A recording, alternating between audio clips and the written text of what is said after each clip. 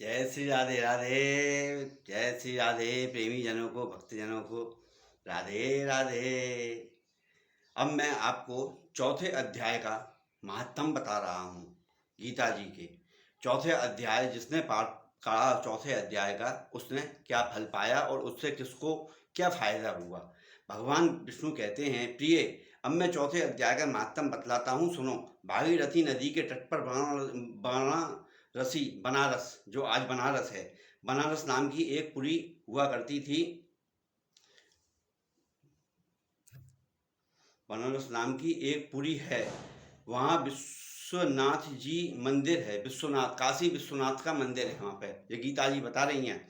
काशी विश्वनाथ का मंदिर। भारत नाम के एक योग निष्ठा महात्मा रहते थे, जो भरत नाम के एक महात्मा रहते थे, जो प्रतिदिन आत्मचिंतन में तत्पर हो सदा पूर्ण रहते थे। गीता के चतुर्थ अध्याय का पाठ किया करते थे। उनके अभ्यास से उनका अंतकरण निर्मल हो गया था। वे शीघ्र उष आदि द्वंद्वों से कभी व्यथित नहीं होते थे।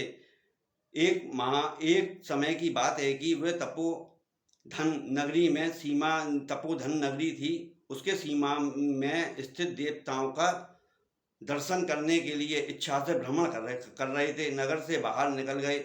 वहाँ बेर के दो वृक्ष थे। उन्हीं पेड़ की जड़ में, वृक्ष की जड़ में सिर रख के सो गए। एक पेड़ पे तो उन्होंने सिर टिका दिया और एक पैर पे उन्होंने पैर पैर रख दिया।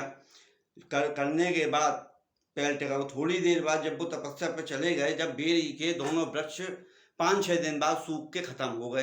खत्म होने के बाद वो बिल्कुल लकड़ी बन गए, यूँ समझ लो खत्म ही हो गए हैं। डालियाँ वालियाँ सब खत्म हो गई। वो दोनों कन्या, वो जब दोनों वृक्ष कहीं ब्राह्मणों के पवित्र गृह में, दो उन उन जो वृक्ष बने हुए थे बेरी के पेड़, वो दो कन्याओं के रूप में एक ब्राह्मण के घर में उन्होंने जन्म ले लिया।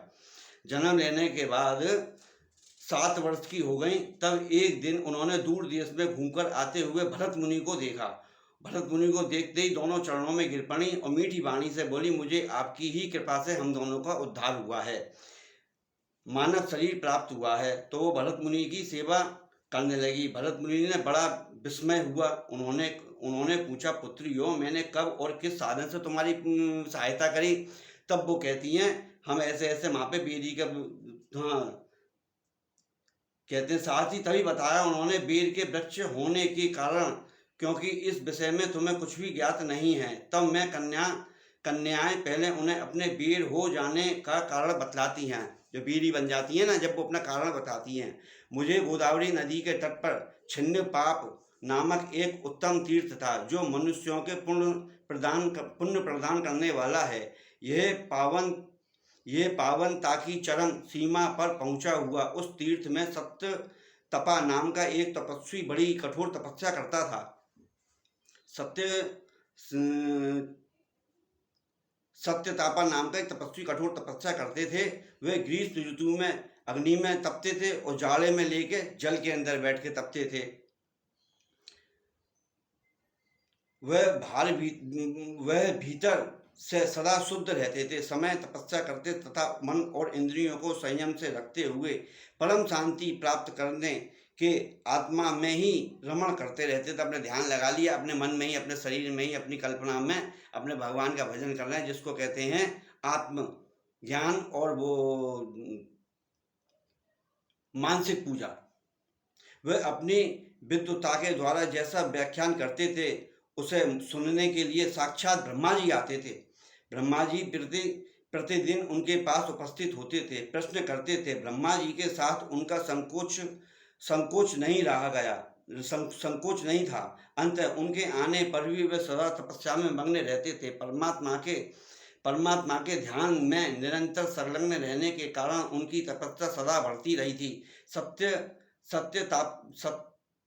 सत्य तपा को जीवन मुक्ति के समान मानकर इंद्र को डर लग आया, कहीं ये ना तपस्या करके मेरा सिंहासन नहीं छीन ले।